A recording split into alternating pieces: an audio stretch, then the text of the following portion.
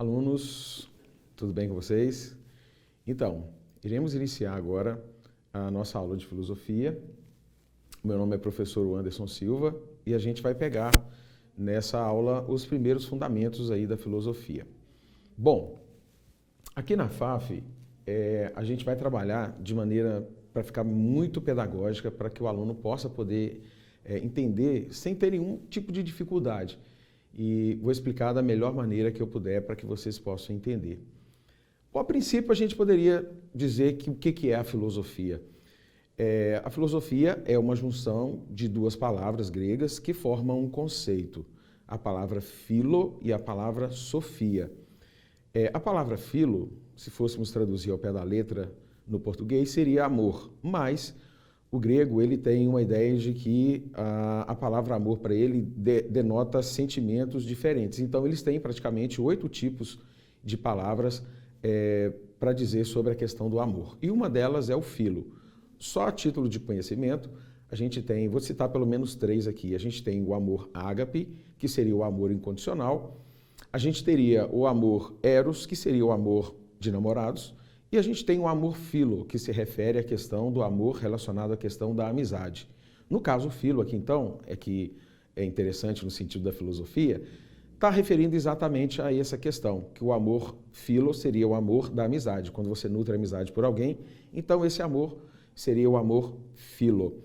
Bom, a palavra sofia significa sabedoria. Então, traduzindo, filosofia seria aquele que é amigo ou amiga da sabedoria, ok?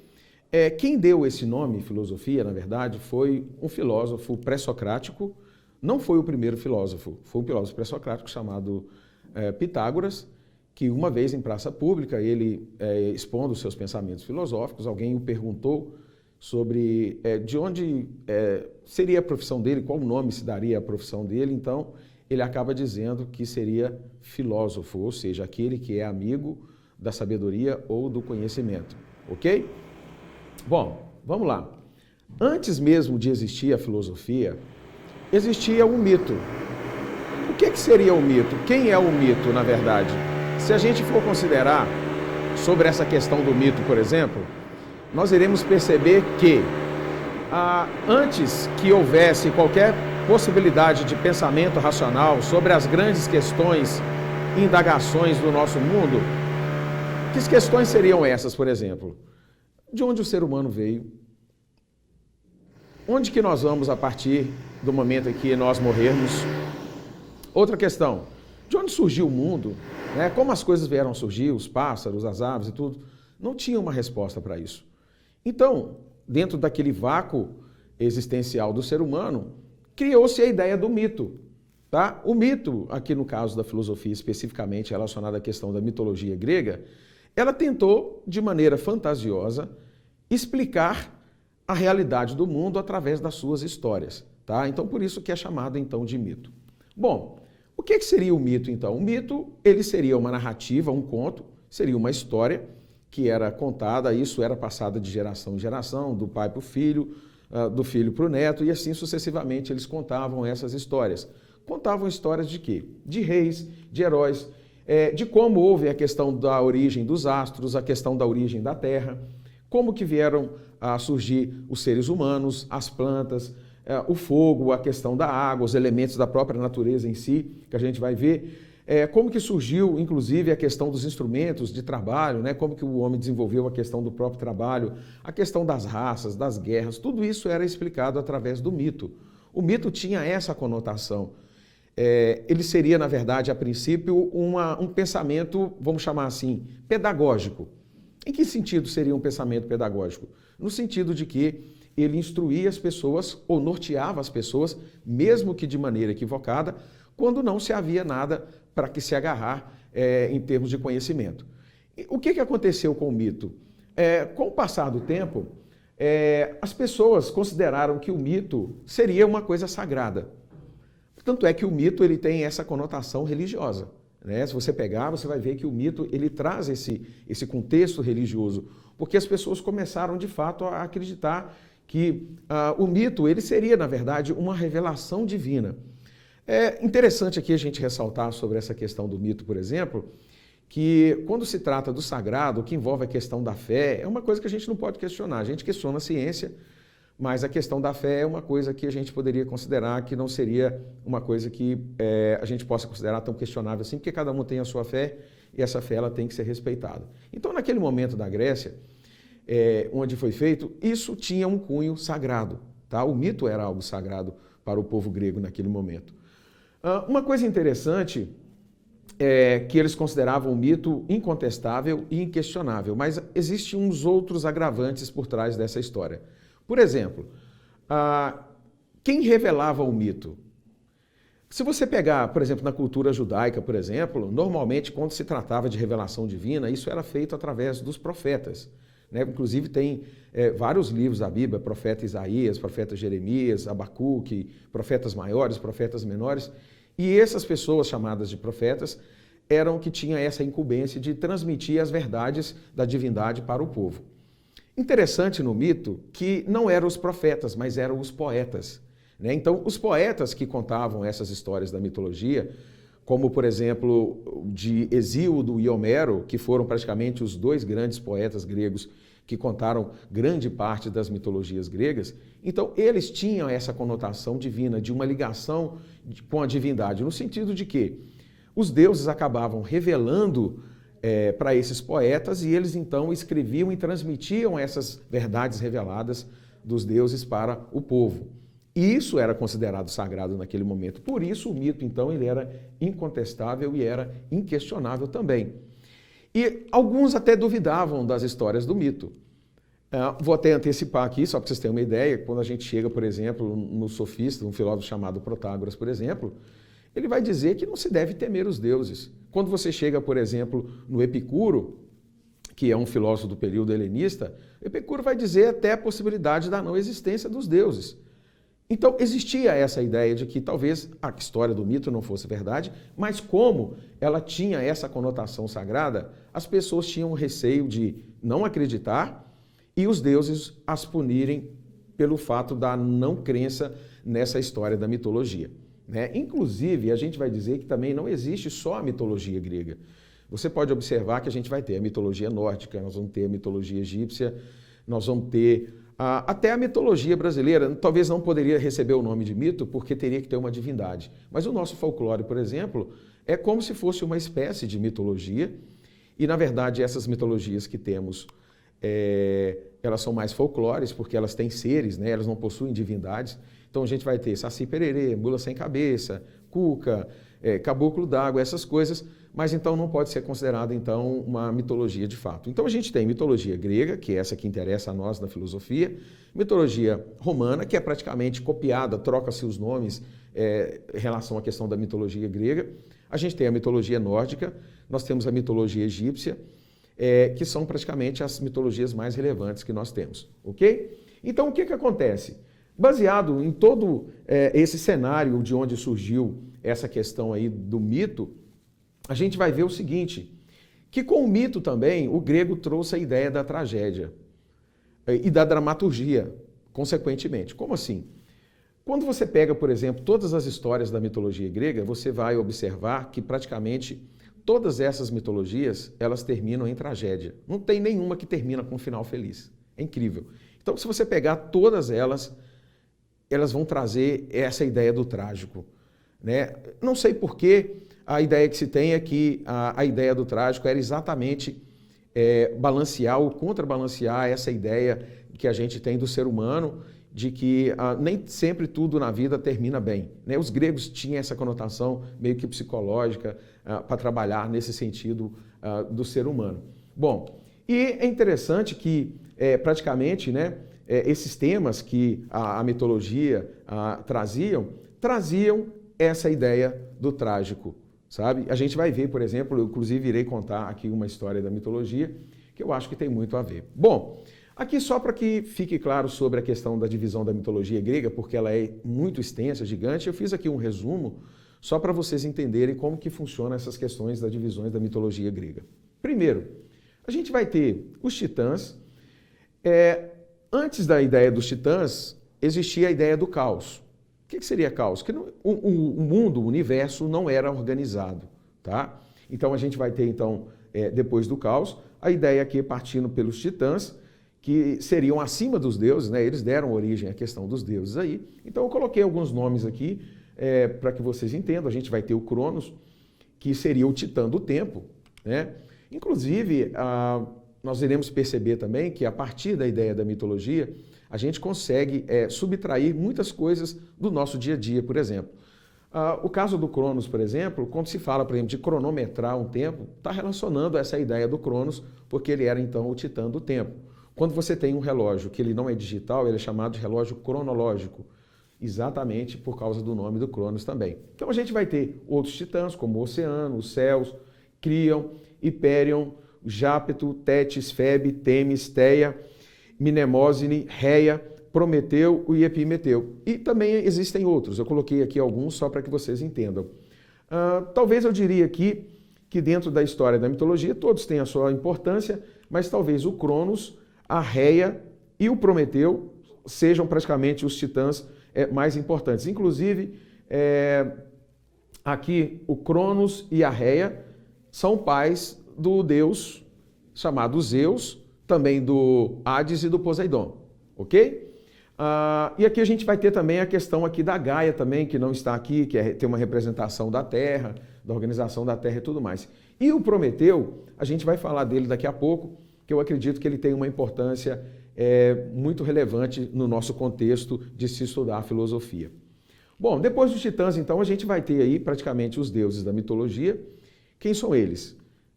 Os três maiores, que são Zeus, Hades e Poseidon. Quando houve, então, a guerra entre deuses e titãs, né? O que aconteceu anteriormente? Eu vou voltar ao slide. O Cronos, ele teve uma revelação que os seus filhos iriam destroná-lo do poder. O que ele faz? Ele começa, então, a matar praticamente quase todos os seus filhos que nasciam.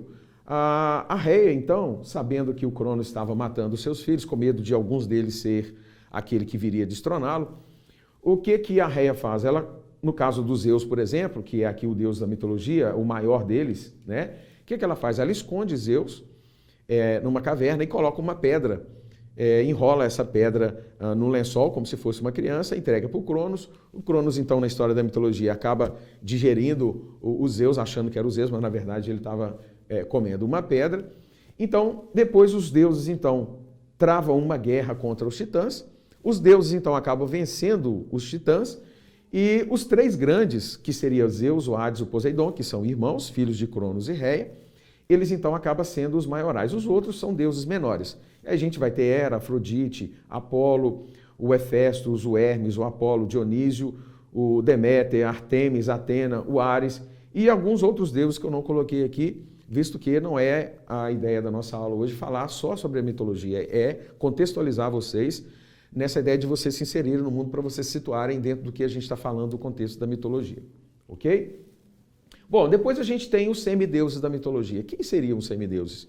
Os semideuses da mitologia, na verdade, eles são filhos dos deuses com um humano ou humana, tá? Então, nessa relação, a criança que nascia, ela era praticamente meio deus e meio humana. Então, era chamada de semideus. A gente tem aqui o Hércules, que é praticamente o mais conhecido por causa dos desenhos, né, que passava desenho do Hércules. A gente tem o Aquiles, que é um grande herói de guerra. A gente vai ter o Perseu, que na minha opinião seria o maior dos semideuses. O Teseu, o Agenor, o Enéas, o Zagreu.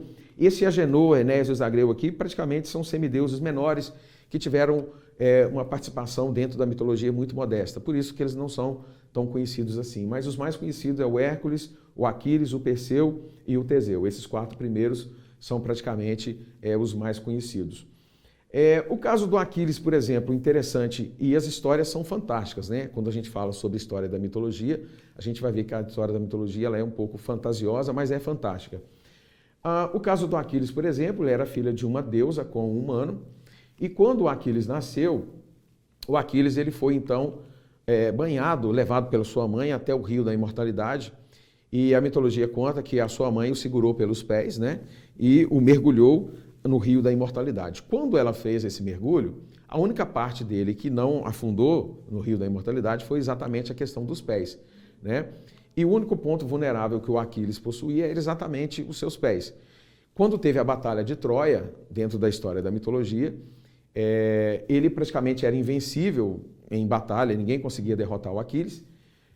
Alguém se lembrou dessa história do nascimento do Aquiles e eles começaram a tirar as flechas nos pés do Aquiles. Uma das flechas acabou acertando o calcanhar do Aquiles e o Aquiles então veio a perecer. Inclusive, depois dessa história, e baseado nessa história da mitologia, a própria ciência coloca que esse nervo que nós temos atrás do calcanhar é chamado de tendão de Aquiles exatamente por causa da história da mitologia. Por isso que eu disse que a mitologia ela vai estar sempre próxima da gente, mais do que a gente possa imaginar, ok? Então, depois dos semideuses, a gente vai ter os seres da mitologia.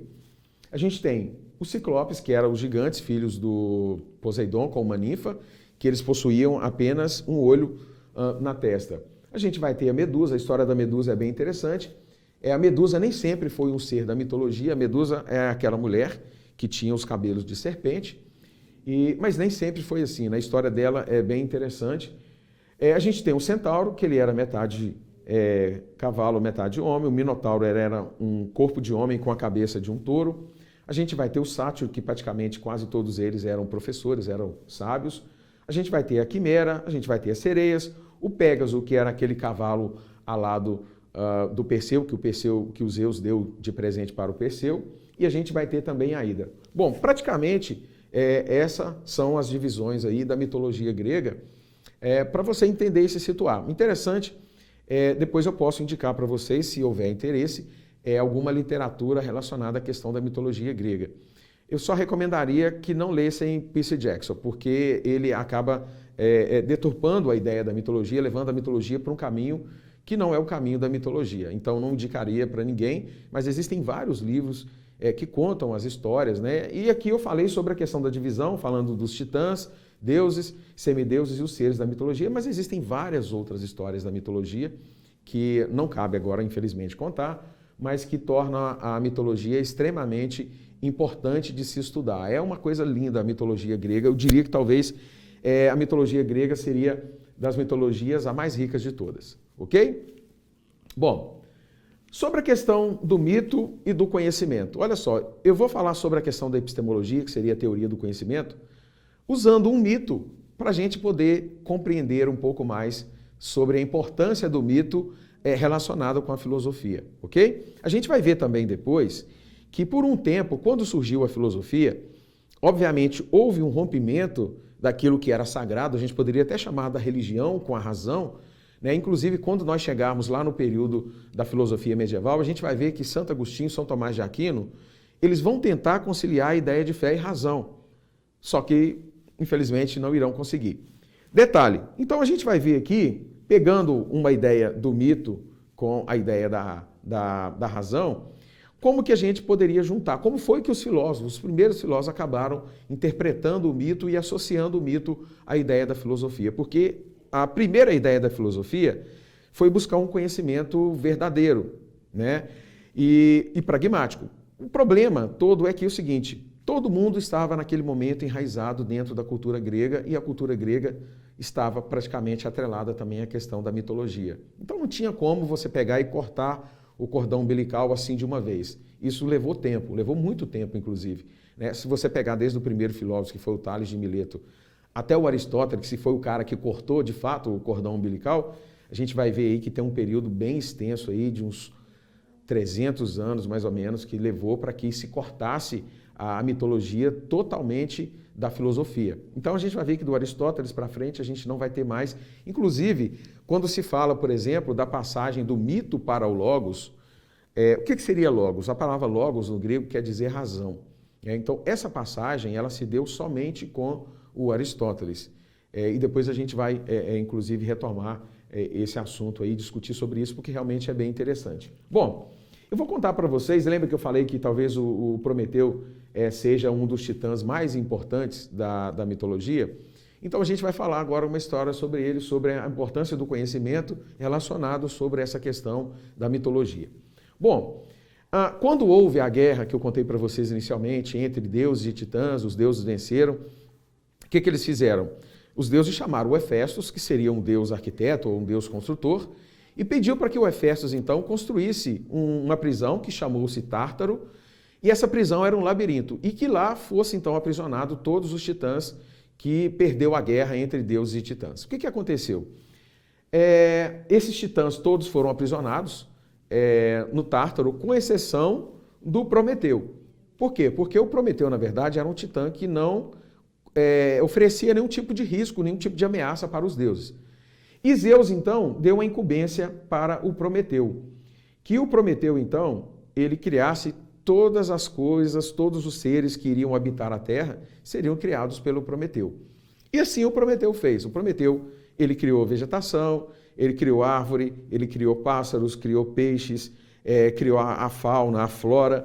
Tudo que existe foi criado, segundo a história da mitologia, obviamente, por esse titã chamado, então, de Prometeu.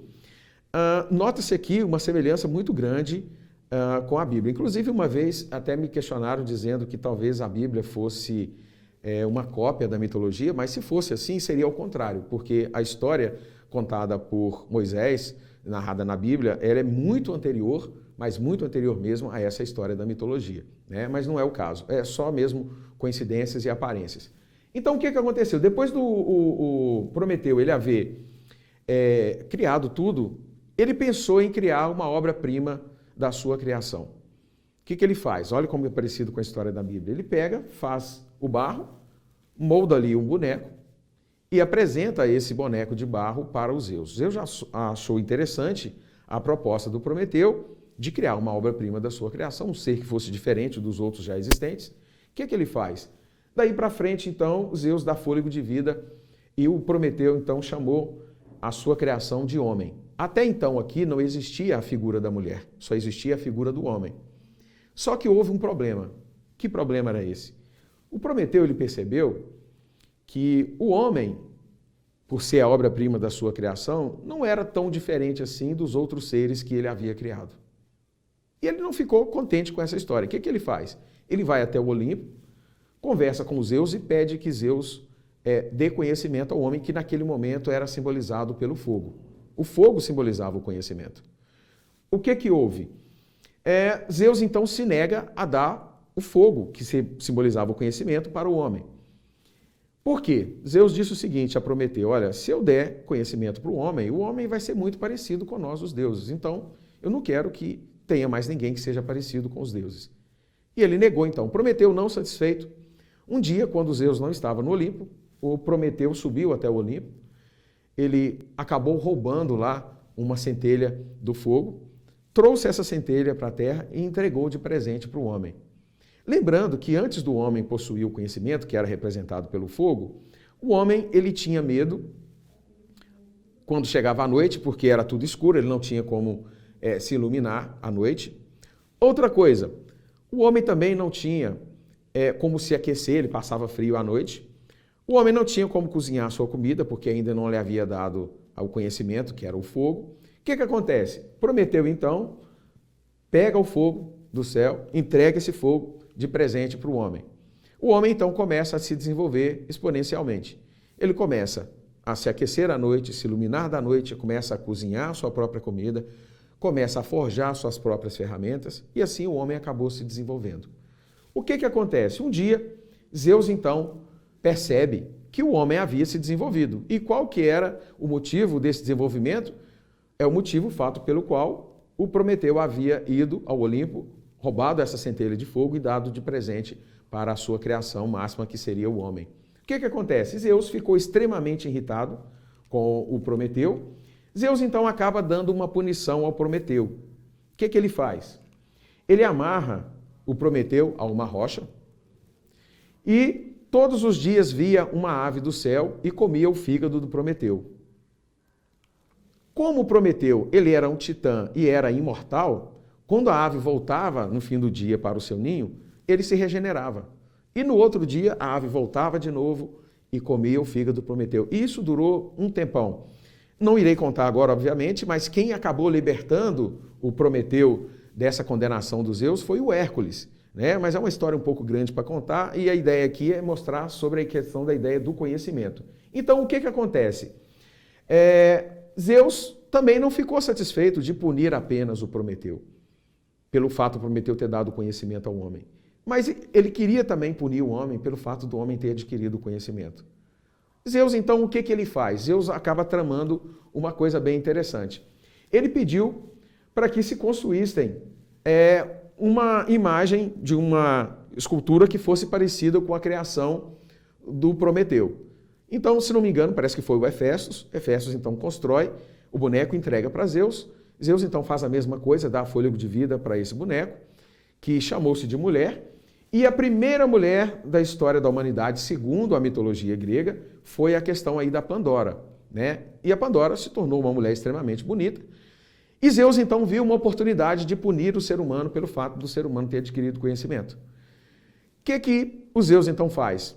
Zeus pega uma caixa bonita, toda cravejada em brilhantes, pedras preciosas, e entrega essa caixa de presente para Pandora.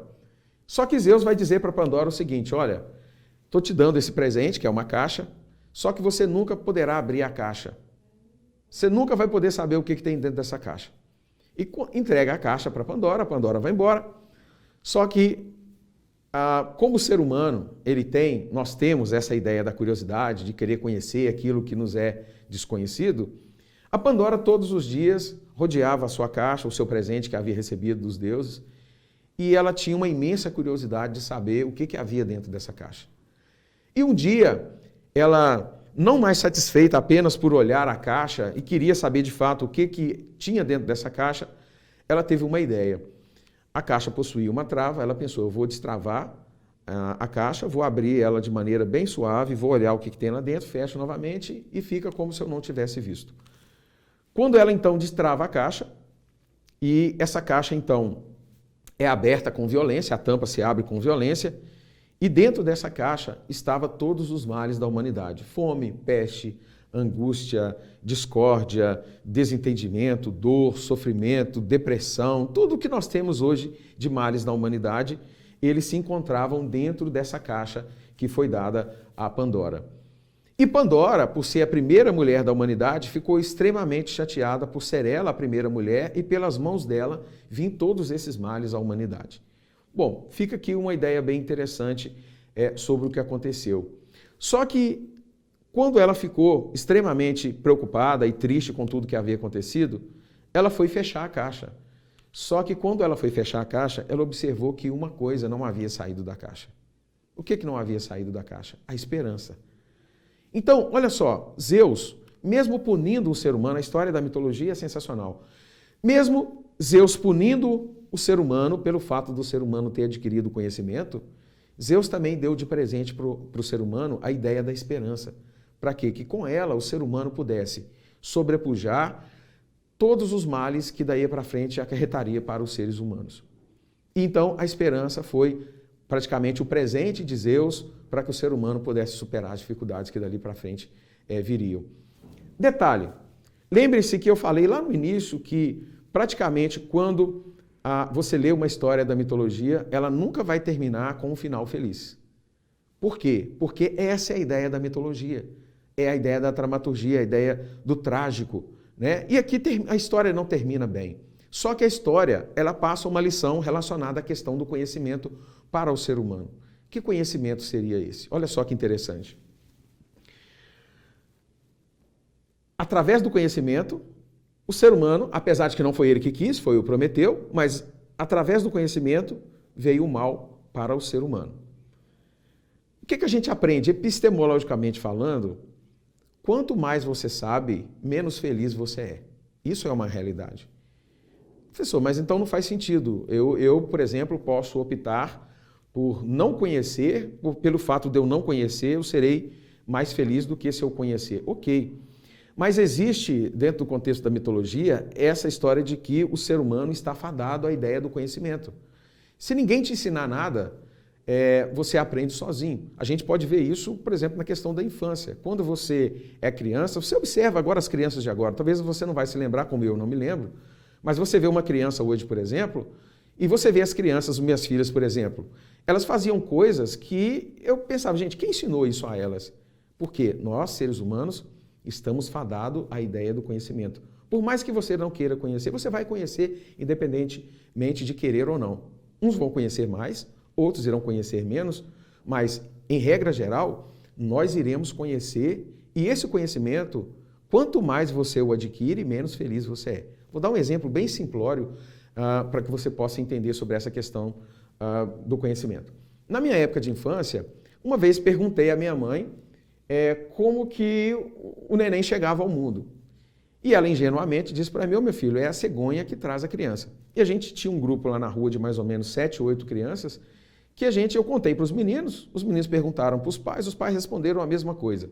A gente ficava lá na rua um tempão olhando para o alto para ver se a gente via uma cegonha trazer uma criança. Isso a gente tinha 5, 6 anos de idade. E a gente era feliz assim. Só que quando a gente descobriu que, na verdade, não tem nada da cegonha, isso acaba nos deixando menos felizes por isso. Outra coisa, todos os dias, 25 de dezembro, eu lembro que eu acordava, tinha um presente na cabeceira da minha cama. E eu sempre dizia que o Papai Noel tinha passado lá, minha mãe também dizia isso. Só que quando você descobre que o Papai Noel é a sua mãe, é o seu pai, é o seu tio, é aquele que mora com você, isso vai te trazer menos felicidade. E isso em grau elevado, quanto mais você conhecer, mais você vai se afastar da ideia do mito e você vai partir para a ideia racional da realidade. E quanto mais você se aproxima da realidade, menos feliz você é. Então, olha só, epistemologicamente falando, quanto mais conhecimento você adquire, menos feliz você é. Isso é um fato relacionado à questão da história da mitologia, e a questão da epistemologia, que é relacionada à questão da filosofia, mostra essa ideia de que o conhecimento é adquirido com dificuldade. Não é isso? Talvez eu possa dizer o seguinte: a minoria de nós talvez goste de estudar de fato, mas a grande maioria não gosta, mas a gente estuda porque é necessário, porque é preciso estudar. E isso acaba sendo, teoricamente, um sofrimento que é atrelado à questão do próprio conhecimento. Por isso que quanto mais você conhece, menos feliz você é. Bom, seguindo aqui, isso aqui já foi comentado, eu quero comentar com você sobre um outro mito, que seria o mito da caverna do Platão, que seria talvez o mito mais importante de todos da mitologia relacionado à questão do conhecimento e da filosofia também. A gente sabe que o Platão, a gente vai falar dele um pouco mais à frente, o Platão é um filósofo grego que praticamente não joga a conversa fora. Em que sentido? Quando você pega os livros do Platão, o Platão escreveu bastante, e lembrando que até chegar no Platão, todos os escritos eram feitos de maneira de diálogos. Não existia a ideia de você escrever em um monólogo, por exemplo. Isso aconteceu só a partir do Aristóteles. Então, até o Platão, qualquer escrito da mitologia que você pegar, vai estar escrito em diálogo. Ok? E o Platão escreveu muitos diálogos, o Platão escreveu muita coisa, né? E se você pegar um livro do Platão, por exemplo, para você ler, você vai observar que se você pular um parágrafo do livro, você não vai entender o conteúdo seguinte, porque ele não jogava a conversa fora nesse sentido. Ele não escrevia para encher conteúdo. Tudo que o Platão falava era extremamente importante. E esse mito da caverna, que foi contado por Platão no livro da República, no capítulo 4, se não me engano, do livro da República, o Platão ele vai contar uma história, cara, assim, sensacional, incrível, sobre esse mito da caverna. E, na verdade, o que ele queria mostrar com essa história? Duas coisas. Primeiro, a importância da transição de um conhecimento inferior para um conhecimento superior e também a importância do filósofo nesse processo do conhecer, nesse processo cognitivo do conhecimento. Tá? Então, praticamente, essas seriam as duas maiores importâncias quando o Platão, então, vai contar sobre o mito da caverna. Olha só, o Platão, quando vai falar do mito da caverna, ele vai contar uma história de que existiu uma caverna subterrânea. Antes de eu começar a contar, só quero dizer o seguinte, é um mito, tem algumas coisas, por exemplo, que não há explicação dentro do mito, mas a ideia não é você explicar cada detalhe do mito, é a verdade que tem por trás do mito, aquilo que o mito ele vai trazer em si para a gente. Bom, então existia essa caverna subterrânea, lá existiam várias pessoas que estariam acorrentadas umas às outras desde o seu nascimento, e elas viviam ali e moravam dentro daquela caverna subterrânea. Essa caverna possuía uma fenda na sua parte traseira, e nessa fenda, então, existia lá fora um mundo que era, vamos dizer assim, ocorrido do lado de fora da caverna, e quando havia claridade, essa claridade, então, projetava essa sombra para a parede da caverna. Imagina uma sala de cinema, para vocês entenderem, né? Tem um projetor lá atrás, esse projetor, então, ilumina e lá na tela do cinema você vê o que ocorre no filme. Aqui era praticamente a mesma coisa. Essa imagem aqui retrata bem o que o Platão quis passar. Então, aqui estão praticamente os prisioneiros que viviam lá aprisionados dentro dessa caverna. Aqui está a parede da caverna e aqui estão as sombras que eram refletidas do mundo real lá de fora. Bom, eles passaram tanto tempo na caverna olhando para essa parede, vendo essas sombras, que eles acreditavam, na verdade, que toda a realidade que se podia conhecer era exatamente aquelas sombras que se passavam lá na parede da caverna. E isso foi passando lá, eles foram crescendo todos os dias, vendo aquelas imagens que eram ali exibidas na parede da caverna. Só lembrando o seguinte, o que aparecia lá na parede da caverna? Sombras. A gente sabe que as sombras não é uma cópia da realidade. Ela é uma cópia, mas não é uma cópia fiel daquilo que se mostra. Por exemplo, quando você passa abaixo de um poste, por exemplo, você vai perceber que, dependendo da posição que você tiver da luz, você vai ficar grande demais, ou vai ficar pequeno demais, vai ficar gordo, vai ficar magro. Ou seja, a sombra ela não é. Quando você brinca com a sombra, por exemplo, com a mão, você pode imitar pássaros, né? Você pode fazer uma série de coisas imitando a questão da sombra. Então, ela não é uma cópia fiel daquilo que é a realidade. Mas como eles não tinham nenhuma outra fonte de conhecimento, eles preferiam acreditar que aquilo que se passava ali era a realidade que existia no mundo lá fora. Bom, o que aconteceu? Um desses prisioneiros aí, não contentes com a vida que ele estava levando, com aquilo ali, não estava conformado de viver daquele jeito, ele começa então a criar meios para poder sair da caverna. Com muita dificuldade ele consegue desprender uma das mãos, depois ele desprende a outra mão, depois ele desamarra lá os seus pés, então ele se vê livre. Só que ele enfrentou muitos problemas. Lembre-se do mito do Prometeu e da Pandora, que tem a ver com a ideia do mito da caverna também. O que acontece? Como era uma caverna subterrânea, ele encontrou o seu primeiro obstáculo. Qual era? Ele teria que escalar essa caverna para poder sair para fora, para conhecer o mundo que tinha lá fora. Isso foi muito doloroso para ele. Ter que escavar, foi dificultoso para ele sair dali e daquela caverna que ele estava lá imersa nela há não se sabe quanto tempo. Bom, quando ele chega lá fora, ele encontra um outro problema, porque a caverna era completamente escura, essa luz que refletia sombras na parede, os seus olhos não estavam acostumados ainda com a ideia da refração da luz. Vou dar um exemplo bem simples para que vocês entendam. Imagine quando você está deitado no seu quarto, tudo escurinho lá, alguém abre a porta e liga a luz. O tanto que incomoda a nossa retina. Então, esse cara teve que enfrentar tudo isso e ele sai para fora da caverna. Quando ele sai lá fora, ele descobre que existe um mundo que era um mundo muito diferente daquele que era projetado na parede da caverna. E ele começa a ter as sensações. Ele vai ter a sensação do medo, ele vai ter a sensação do espanto, né, de ver coisas que ele não tinha visto ainda, porque ele só vivia dentro da caverna, estava lá aprisionado por muito tempo.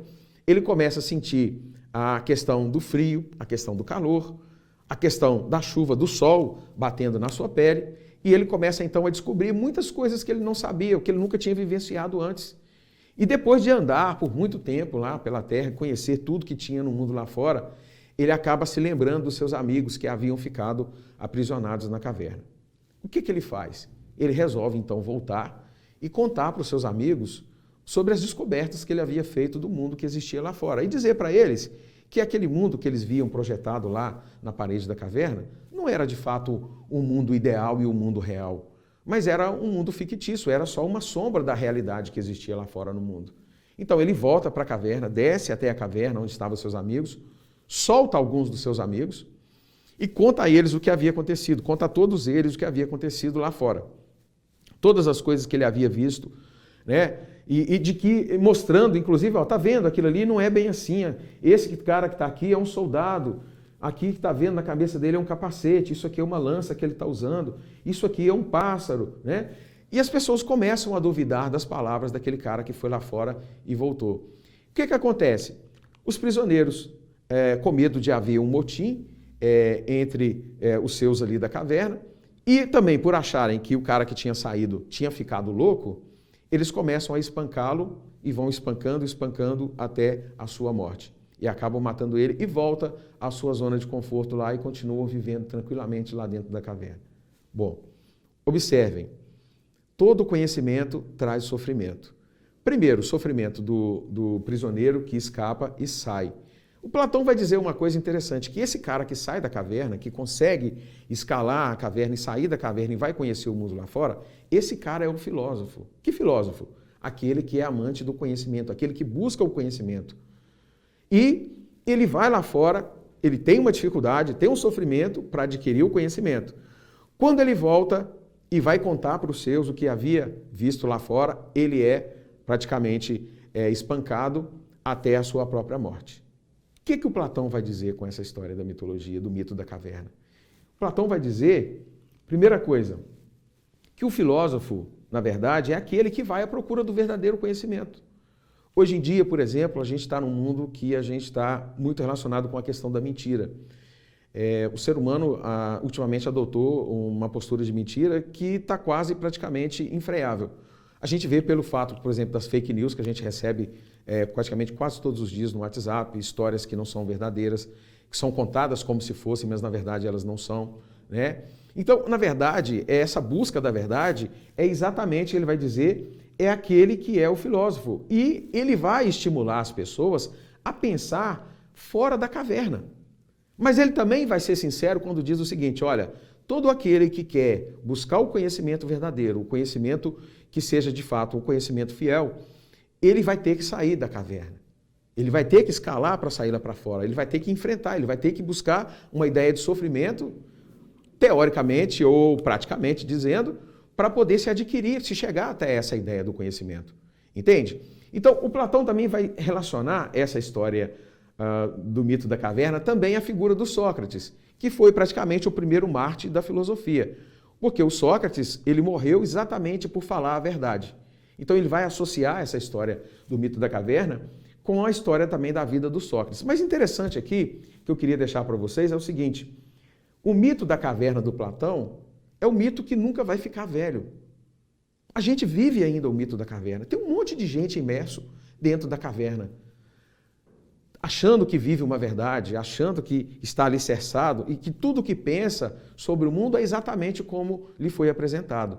A gente poderia aqui citar, por exemplo, N coisas que poderia simbolizar a ideia da caverna do Platão, como, por exemplo, a questão da política, como, por exemplo, a questão das mídias sociais, das redes sociais que a gente tem, a própria televisão em si uma dessas figuras da caverna que acaba aprisionando as pessoas. As mídias que a gente tem, no caso, como por exemplo, pessoas que são praticamente viciadas nessa questão de rede social, ficam o tempo todo no celular. Então, isso tudo a gente poderia considerar como sendo todas essas coisas como as cavernas modernas que nós temos hoje, né? Eu diria que talvez uma das maiores delas seria a questão da religião em si, né? Não estou falando sobre questão de divindade, nem tocando em fé de ninguém, que isso é uma coisa que é intocável, inquestionável.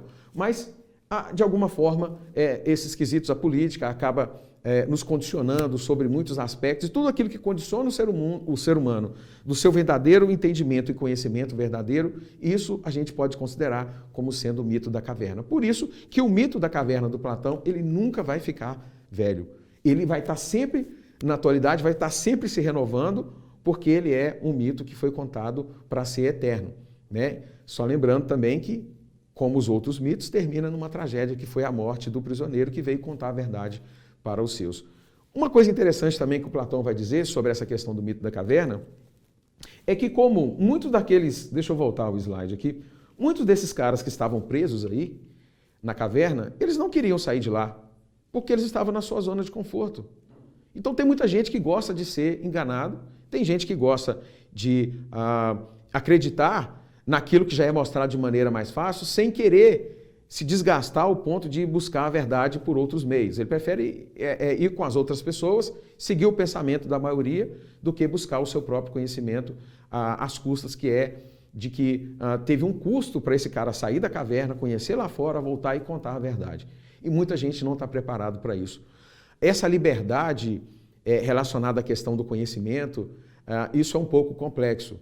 A gente sabe hoje, a gente pode até fazer uma estimativa, isso já foi feito pela ciência, que praticamente quase 70% da população se fosse considerar, vive dentro de uma caverna. Ela é enganada por alguém, ou por algumas pessoas, ou por um grupo de pessoas, ou até mesmo pela sociedade, pela religião que ele pratica. Essas pessoas estão, de alguma forma, aprisionadas nesse sentido. Só 30% da população, talvez esse número possa ser que seja até menor, é considerado praticamente as pessoas que pensam de maneira livre, sem nenhum tipo de contaminação relacionado com a questão do mundo moderno.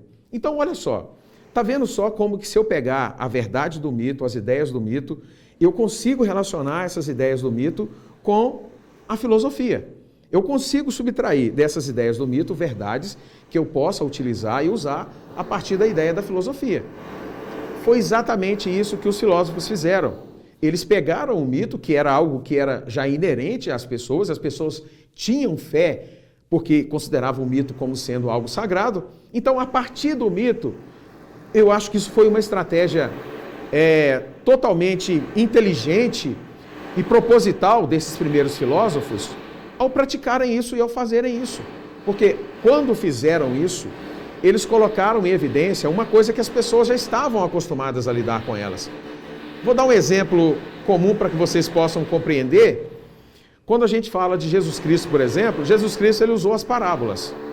O que eram as parábolas? As parábolas eram exatamente para facilitar o entendimento das pessoas com relação às verdades que Jesus ele queria contar. No caso do mito, esses primeiros filósofos, até o Aristóteles, do Tales ao Aristóteles, usou exatamente essas histórias da mitologia para quê? Para que as pessoas conseguissem fazer a associação daquilo que era fantasioso com aquilo que era verdadeiro. No caso, a filosofia. Então, eles utilizaram exatamente de todos. Eu poderia contar aqui N histórias da mitologia para vocês, que eu poderia conseguir fazer uma associação entre essas histórias e a ideia da epistemologia filosófica.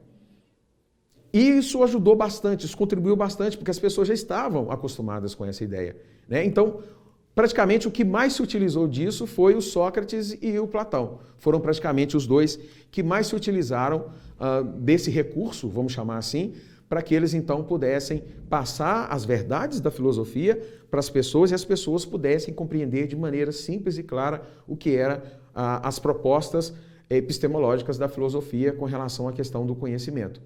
E se a gente pegar isso como exemplo, a gente vai ver que funcionou legal. Por exemplo, quando você pega o livro do Platão, que chama-se O Banquete, que interessante o livro do Banquete, inclusive é o livro que eu indico para quem que quer começar a ter contato com o mundo da filosofia, atrelado à questão da mitologia, lê O Banquete do Platão, cara. É um livro sensacional. Esse livro, apesar do nome chamar-se Banquete, que dá a ideia de comida, né? E tem mesmo relação com a ideia da comida, mas a proposta do livro é o amor. Olha só, não tem muito a ver com o título do livro, né? O que aconteceu? O Platão, o Sócrates, eles foram convidados para um banquete. Na casa de um nobre, lá de Atenas, e foram eles. E ao lado de Sócrates, onde Sócrates sentava, todo mundo queria sentar perto, porque o Sócrates, ele era o cara, vamos dizer assim, mais inteligente que tinha na época. Inclusive o Platão era discípulo dele, né? Então as pessoas queriam sentar, os mais nobres se sentavam ao lado do Sócrates, e eles então começaram a discutir sobre a ideia do amor na mesa, onde eles estavam. E houve ali uma roda, estava lá o Pausanias, né, que era outro intelectual da época, e outros que estavam lá, eles começaram então a falar sobre a ideia do amor, né? E nessa ideia do amor, vai entrar a mitologia aí, porque o Eros, né, não sei se na lista que eu passei aqui para vocês dos deuses aqui, deixa eu retomar aqui, se tem aqui a figura do Eros, que é considerado o deus do amor dentro da mitologia grega. Deixa eu ver aqui se eu coloquei aqui o Eros. Não cheguei a colocar o Eros aqui. Ele é considerado o deus do amor. Inclusive, a figura do Eros que todo mundo conhece é aquela figura do Cupido, né? Com a flechinha. Aquele é o Eros, o deus do amor da mitologia grega. E eles começaram a discutir e o Platão vai contar uma história sobre o início do ser humano incrível. Ele vai dizer que antes do ser humano ser ser humano, o ser humano eram seres andrógenos. O que eram seres andrógenos? Nós possuíamos 4 braços e 4 pernas. E um dia, esses seres se revoltaram contra Zeus e foram até o Olímpio, né, para poder discutir demandas com Zeus e tal. Zeus ficou nervoso com a revolta dos seres andrógenos e ele pegou o seu raio e partiu todos esses seres ao meio. Olha só a importância da mitologia para a gente compreender algumas coisas. E partiu todos esses seres andrógenos ao meio. E essa história da mitologia conta que esses seres andrógenos foram separados e foram espalhados pela Terra. E, na verdade, quando você procura a sua alma gêmea, você está procurando a sua outra parte andrógena para você se completar. A sua tampa da panela, a sua metade, a sua fatia do bolo que está faltando, as expressões que a gente usa no nosso dia a dia, veio exatamente dessa história da mitologia contada pelo Platão. Por isso, a gente não pode negar que a filosofia ela teve um auxílio imenso da mitologia associada a ela para que as pessoas então pudessem compreender e se interessar pela ideia da filosofia. Bom, a gente vai parar por aqui e na próxima aula a gente continua sobre como surgiu a filosofia, como surgiu os primeiros filósofos e a gente continua daí para frente. Obrigado.